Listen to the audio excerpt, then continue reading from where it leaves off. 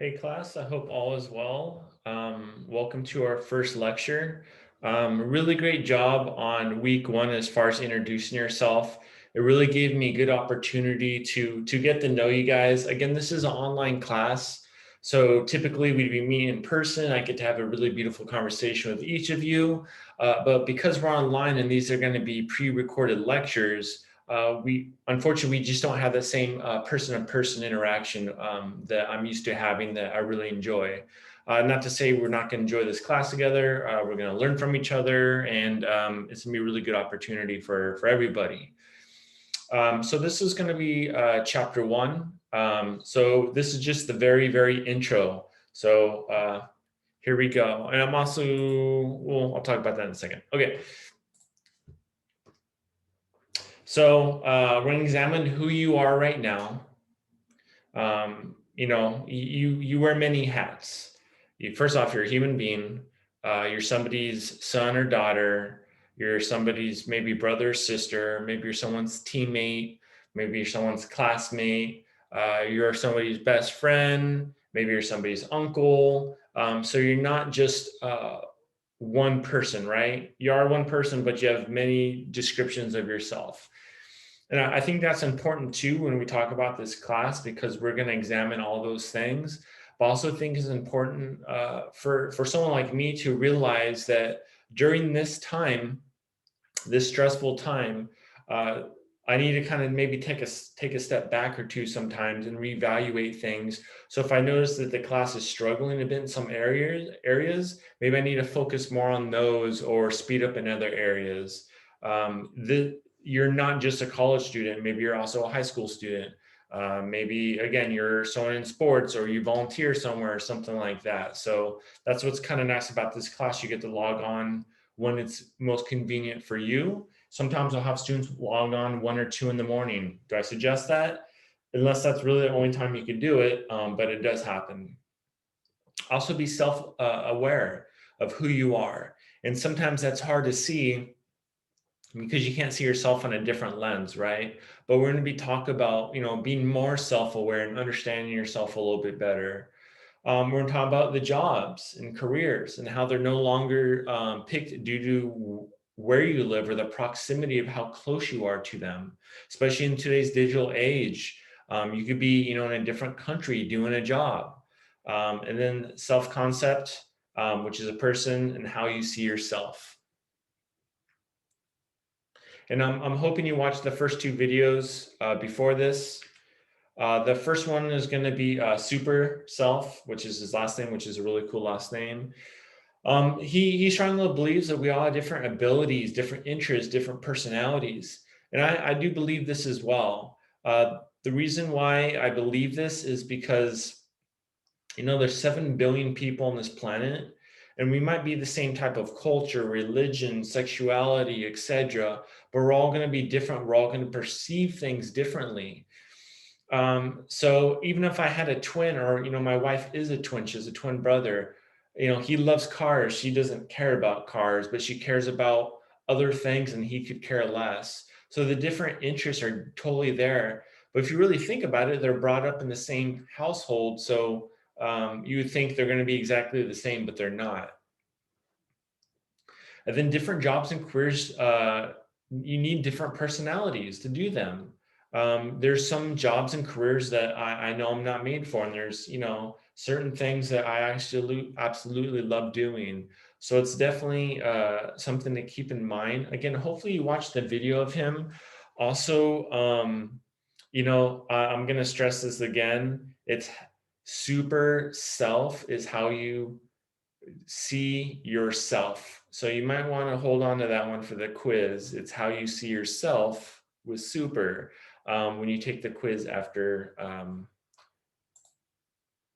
we're done here. Okay.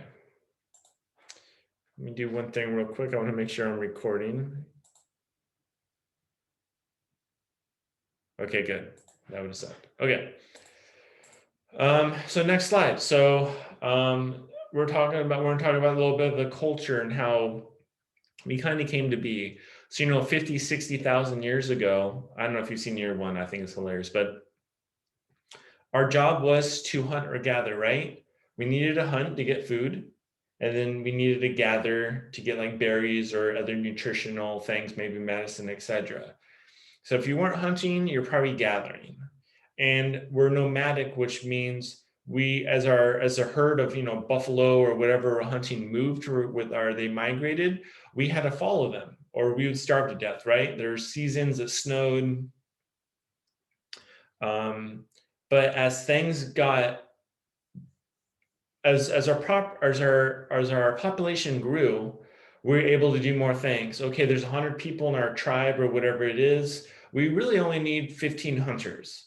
Okay, so we have 85 people left. Okay, we really only need 20 gatherers. So what's the next people going to do? Well, that freed up people to, be hey, I'm going to watch the kids. Hey, I'm going to develop a language. Hey, I'm going to build things and create infrastructure. So again, as the population grew, it really allowed us to, stay in one spot. So, okay, I built a house, now it's warm. Now if it snows, I don't really care because I'm warm. Okay, I built a fence, so now whatever we're hunting is stuck in this fence, so they can't migrate. Now we have food. Okay, now I'm farming, so we don't have to gather as much because it's right there in my field that I could take my corn or whatever else. So you can see people started to stay more in one spot. You're probably thinking, okay, what do cave people have to do with, society now? Well, if you really think about it, it has everything to do with our society. Because again, the population is starting to grow and people got more and more different jobs. However, there's no transportation, there's no internet, there's no huge infrastructure, stuff like that. And you really didn't see this happening even in like the Industrial Revolution, because due to transportation mostly. If I needed a job, I'm probably going to work at the factory within, down the road, because the transportation is an issue. To where now, again, as I mentioned, people are doing things across the world. They're doing these jobs, especially with COVID happening from their house. I'm recording this from my house. I am in Whittier. The main campus is in Rancho Cucamonga. That's probably 40 miles away. I'm able to do this course. Some people are in different states, different countries, like I said before. So again, we're no longer picking these jobs due to proximity. We're picking these jobs on due to, do we like them or not? Do they pay us well enough? And we're going to talk about that stuff in the future. Another thing you might want to look out for the quiz after this is who made planned happenstance theory. You should have watched a video about the person who made planned happenstance theory. Again, I don't make my quizzes to trick people. All right, so here's super self-concept theory. These are all the different ages. So there's growth, there's exploration, establishment, maintenance, and decline. So let's go through each one of those. Growth is typically ages 1 to 14. You start very young. You start to just examine things, right? You're growing up. You're examining your environment, examining people take care of you, you're examining your friends, and you're starting to pick and choose and have relationships with people and picking out things that you really like. You also learn about your own abilities. Hey, I do well with the kids on the playground, or maybe I like to hang out by myself. Or maybe I'm faster than the other kids, or I'm slower than the other kids, or whatever that might be. So playing through interactions, you find out if you're a team player or if you just maybe want to do things by yourself. Maybe you're a good mediator, so maybe you help diffuse situations. And then I put ice cream man on the bottom. So one of the first jobs I ever wanted was be an ice cream man. I'd go to my grandma's, she would save up a bunch of change, and I'd get a bunch of quarters. I'd go and buy a Ninja Turtle ice cream, and I'd sit on the curb, and I thought that was the best thing ever. So I remember thinking, like, I was probably like 7 or 8. I was like, you know what? I really want to be an ice cream man. I get to bring ice cream to people. I get to eat ice cream. People smile. People love me. That was my thing. So I remember I told my dad, like, hey, I want to be an ice cream man. And my dad's like, that's not going to happen.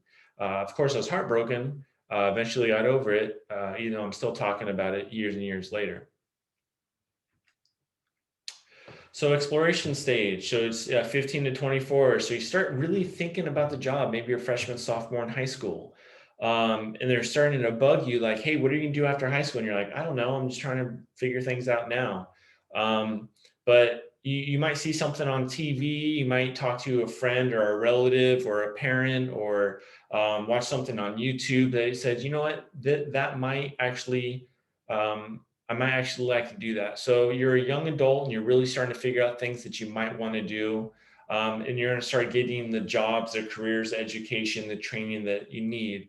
Maybe that's military, maybe that's college, maybe that's a trade school, maybe that's some type of union work, maybe that's on the job training, but you're doing something besides high school education to get a pretty good job, especially if you live in California, which is one of the most expensive states by far.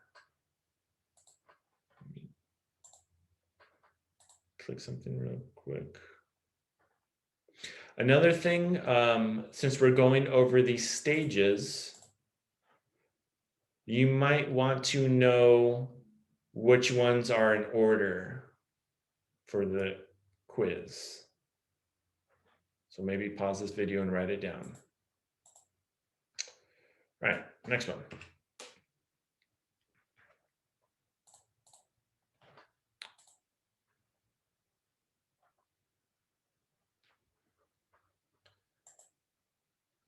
Another thing you might want to know for the quiz is hopefully you watched the generational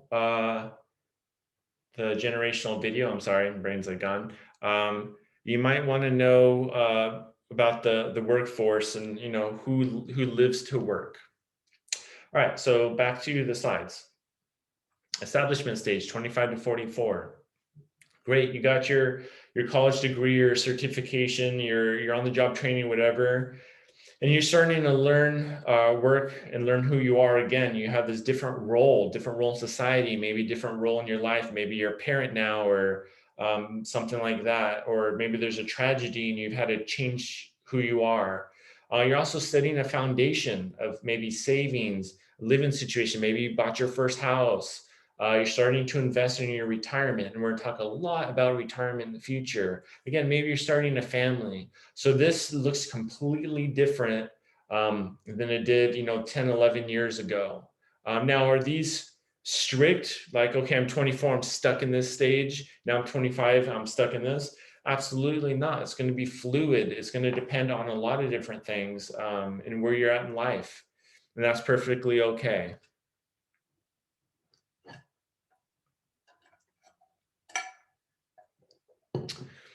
So the maintenance stage, I don't know if you guys like The Office. I absolutely love that show. So now you're 45 to 64. You've been in it for a while, whatever that it is. You advance to higher levels of your career. Maybe you went to school and got even more education. Maybe you're a manager now. Maybe you're a shift leader. Maybe you own the company. So now you're really starting to train others, the ones from the previous stage. So maybe you run a department, business owner, and you start to move from high risk investments to lower risk investments. And again, we're going to talk about investments in the future. But essentially what this is, to go over it really quickly, is you're young. If you invest, say like in the stock market or some other type of market, and you could afford to be a little bit more risky. With more risk, there's more reward, right?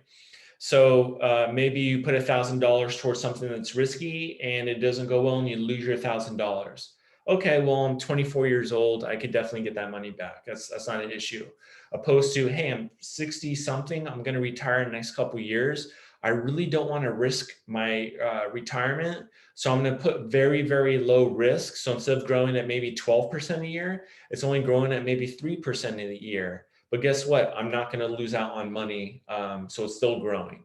Again, we'll talk about finances quite a bit in this class, but that's just part of the maintenance stage. I'm getting ready for the next stage.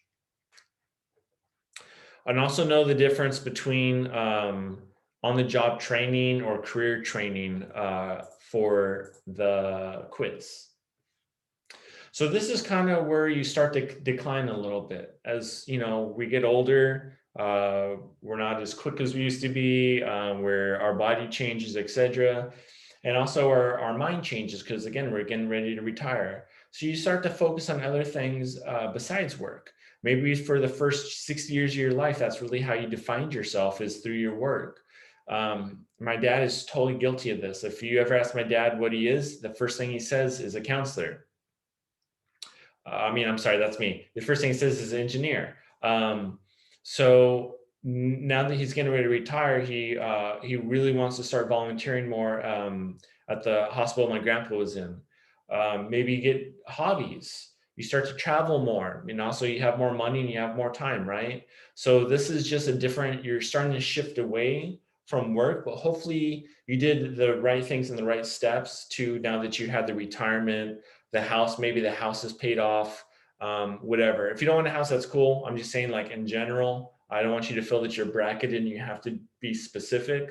But this is typically in American society how things work.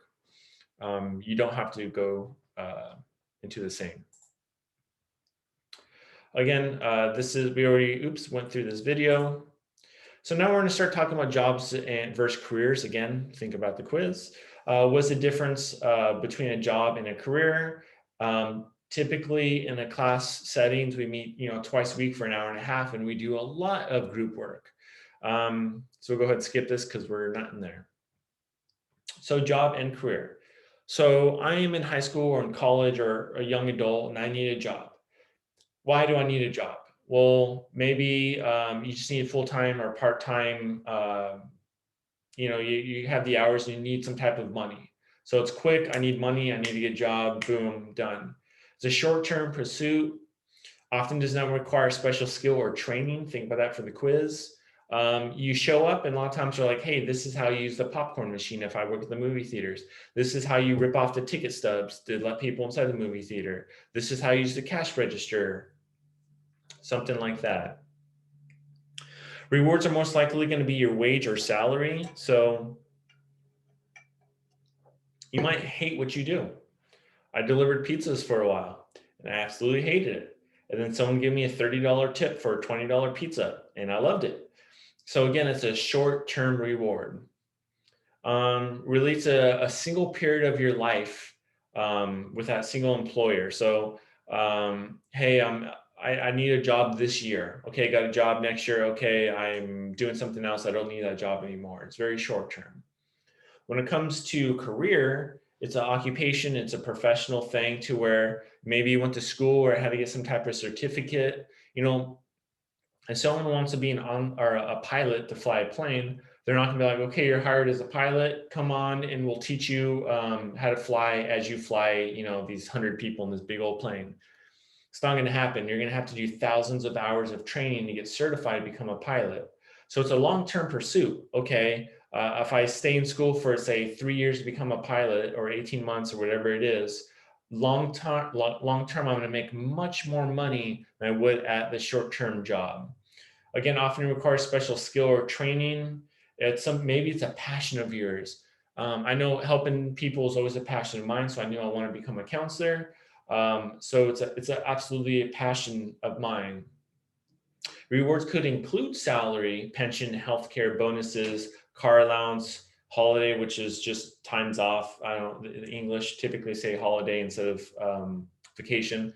Sick pay, career satisfaction. But a lot of times it's your career satisfaction is going to be the big driving force.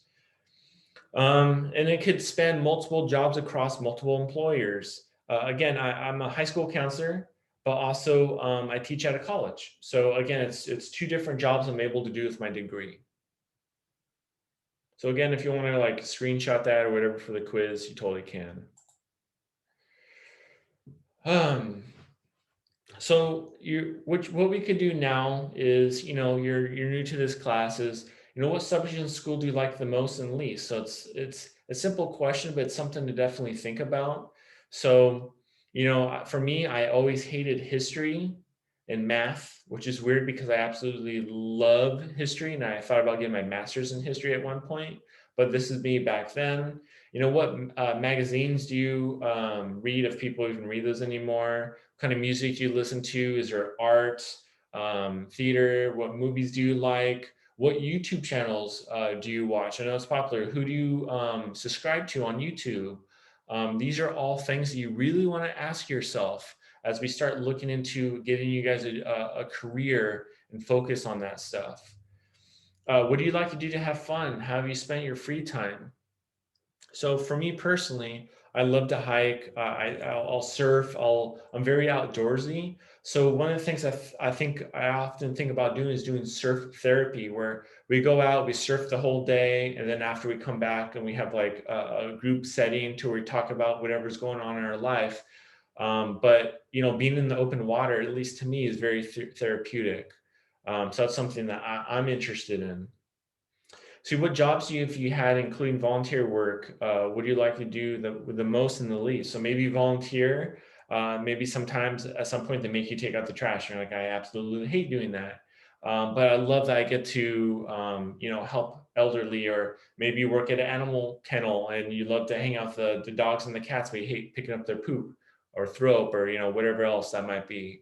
But I want you to really start thinking about that, because especially when we start making your guys' resumes, even if you've never had a job before, um, you're more than capable of getting a job. We'll do the resume later. And just so you know, a lot of people actually gotten jobs using our resume, which is really exciting. But again, I'm not here to overwhelm anybody. We'll just take this week by week. We're in this together. Again, I really appreciate you guys with your discussion posts. If you have any questions, please feel free to contact me. And again, please watch the first couple of videos before this lecture.